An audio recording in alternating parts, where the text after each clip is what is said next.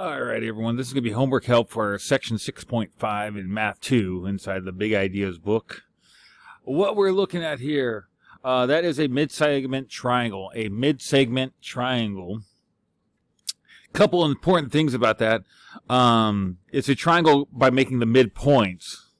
And so connecting midpoints gives you mid-segments, and doing all three of them gives you a mid-segment triangle. So a lot of important things about that. The triangle in red is actually the same size as all these other little triangles, which is kind of cool.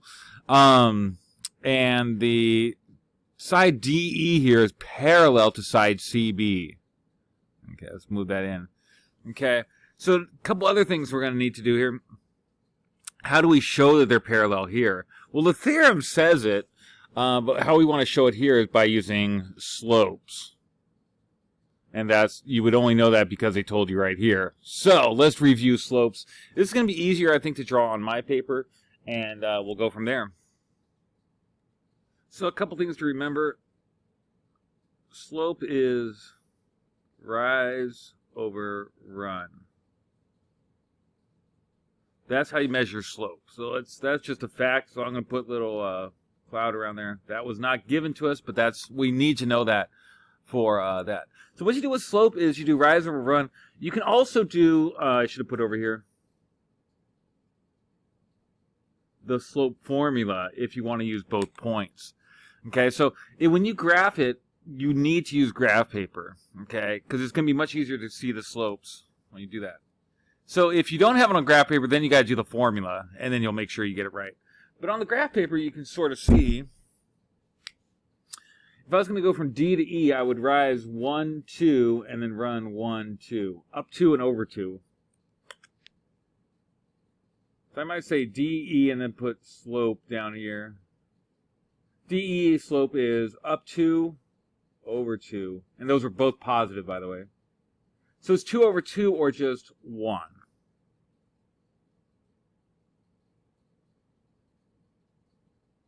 Okay. Now, let's say, so BC or CB. By the way, it doesn't matter if you do BC slope or CB slope. I'll show you why. If you went from B to C, you would be going down 1, 2, 3, 4.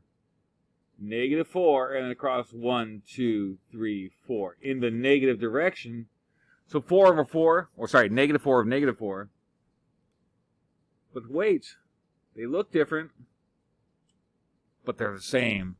They're both a slope of 1. What does that tell us? Well, there's a rule that we should know that says that if that's true, then these are parallel slopes.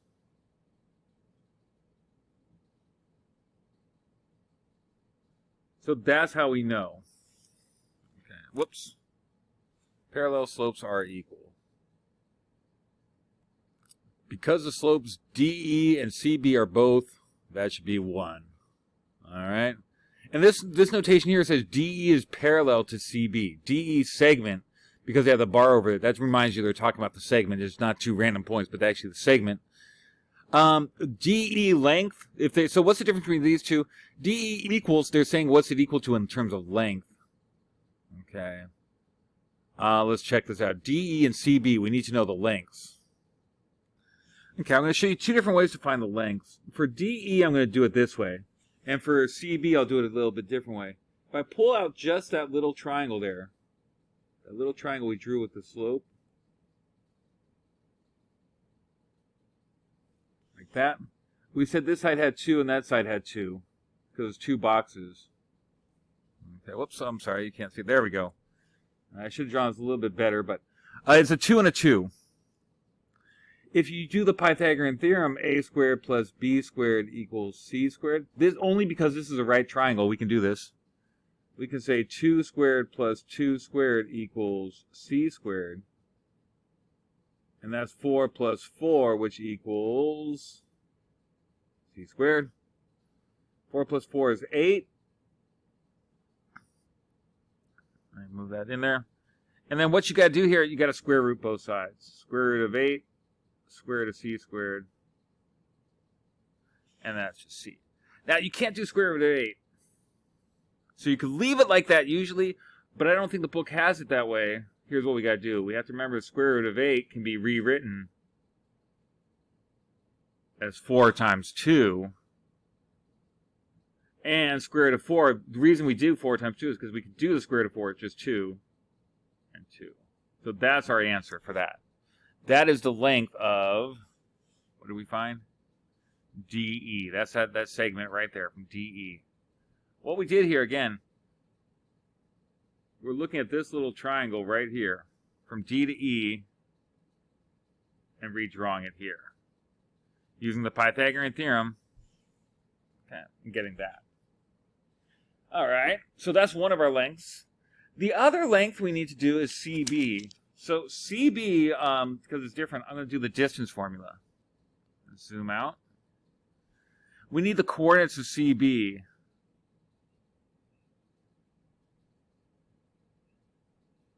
Okay. Oops, sorry. Geez, I messed it up. We absolutely have to get those right. The location for C is -3 and -6. Make sure we have that in the right location. And the location for B was 1, -2.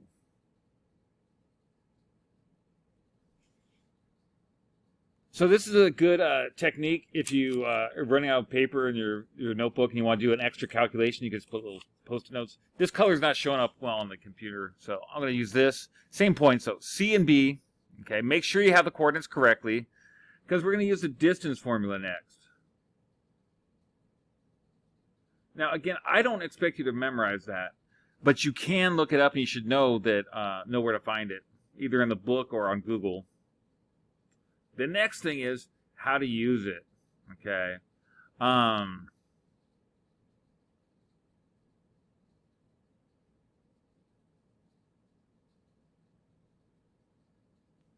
Those numbers right there, x2 and x1, each point has an x and a y.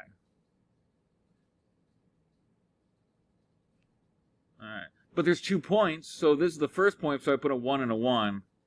And then a 2 and a 2 for this one. That's all that it means. It means 0.2. It's a reminder for 0.2. So how you remember this is it's just you're subtracting the x coordinates. Subtracting the y coordinates. Got to be careful with this one because they threw a lot of negatives at you. 1 minus a -3 squared. On these ones, -2 minus a -6. Got to be careful here. There's 2 negatives. It's y2 minus y1, so -2 minus a -6. Minus, minus. Again, the minus minus is going to become a plus. That's going to become 4 squared plus. This is going to become a plus, so -2 plus 6, so that's going to be also 4 squared. So that would be 16 plus 16, which will be 32. Or 16 and 16, you can rewrite as 16 times 2. 16 times 2 is 32. Why do we want to do that? Because we can square root 16. All right. That's a lot of work for that problem. Okay, and I apologize, but that's the length now. That's the length from CB. That's CB's length. And DE's length is right here. So now you know those values. And it's kind of hard to tell, but this one is 2 times this. It's double, sorry. This one, if you doubled it before. So this is half or this is double. And remember, they always have that ratio. Usually we see it like this. Like a 3 and a 6. Or you might have 1 and a 2. Okay. It's a double ratio. And that's what's happening here. Double of this is that. So let's fill those in. So DE, we said, was 2 radical 2. CB was 4 radical 2. And because, again, this is kind of confusing, but 2 radical 2 is half of that. They're trying to say this does have a 2-to-1 ratio, or 1/2 ratio. All right. So there's your problem there. It's a little bit longer than we anticipated, so do your best on these ones. There's only a couple like this. And